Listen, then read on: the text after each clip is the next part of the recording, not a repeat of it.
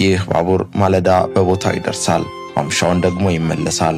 ታዲያ ይህ ምን ይገርማል ካላችሁ ባቡሩ ያለፉትን 3 ዓመታት ወደዚህ መንደር የሚመላለሰው ለአንዲት ሴት የሃይስኩል ተማሪ ነው። እንደው ምን አይነት ሀብታም ብትሆን አሊያም የባለስልጣን ልጅ ካላችሁ ደግሞ ተሳስታችኋል። ይህቺ ታዳጊ ካና ሃራዳ ትባላለች። በጃፓን ሆሳይዳ ውስጥ ተወልዳ ያደገች ጎበዝ ተማሪ ናት። አካባቢው በነበረው አስቸጋሪ የመሬት አቀማመጥና የአየር ሁኔታ ምክንያት ባቡር ዋነኛ መጓጓዣ ነው። ካሚ ሽራታኪ ባቡር ጣቢያ ደግሞ ብቸኛው የባቡር ትራንስፖርት አገልግሎት ሰጪ ነው። እንደ አውሮፓውያኖቹ አቆጣጠር በ1955 ዓመተ ምህረት የተቋቋመ ሲሆን ከህፃናት፣ ወጣት፣ ጎልማሳና አዛውንት ትልቅ ውለታ ውሏል። ብዙዎች ልጆች ወደ ትምህርት ገበታቸው በማድረስ ለትምህርት ቤቶች ባልተናነሰ የራሱን አሻራ አሳርፏል። አሻራ ሲባል እንዲህ ቀላል ያለ ሳይሆን ያለ ባቡር ጣቢያው ተማሪዎች ትምህርት ቤት መገኘት ባልቻሉ ነበር። በተለይም በበረዶ ወቅት አንድና ብቸኛ አማራጭ ነው።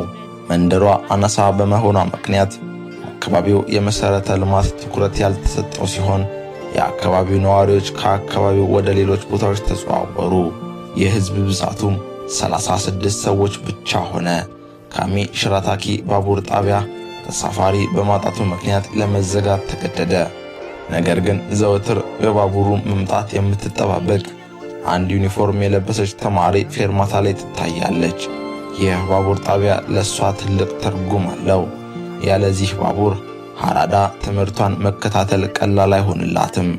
ይህንን የተረዱት የባቡር ጣቢያው ኃላፊዎች የጣቢያውን መዘጋት አዘገዩ። ያለፉትን 3 ዓመታት በዚህ በመቶዎች የሚቆጠሩ ሰዎችን መያዝ በሚችል ባቡር አንዲት ልጅ ብቻ ትሳፈራለች። የሚገርመው ደግሞ የባቡሩ መምጫና መመለሻ ሰዓት ከሷ ጋር ተስተካከለ። በዚህም ምክንያት ሃራዳ ያለ አንዳች ስጋት ትምህርቷን መከታተል ቻለች። በእሷና በዚህ ባቡር መካከል ያለው ግንኙነት የአድራሽና የተሳፋሪ ከመሆን አልፏል። አሁን ላይ ቤተሰቧ ሆነዋል። የጊዜ ጉዳይ ሆነና ሃራዳ የሃይስኩል ትምህርቷን አጠናቀቀች። ቀጣይ ወደ ዩኒቨርሲቲ ለመግባት ይህን አካባቢ ትለቃለች።